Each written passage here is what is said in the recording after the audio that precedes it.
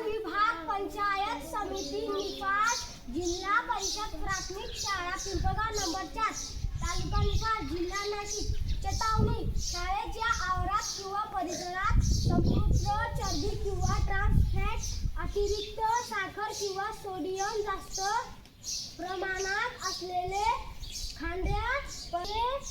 खाद्यपदार्थ विक्री करण्यास तसेच त्याचे थेट विक्री, विपणन किंवा जाहिरात करू नये.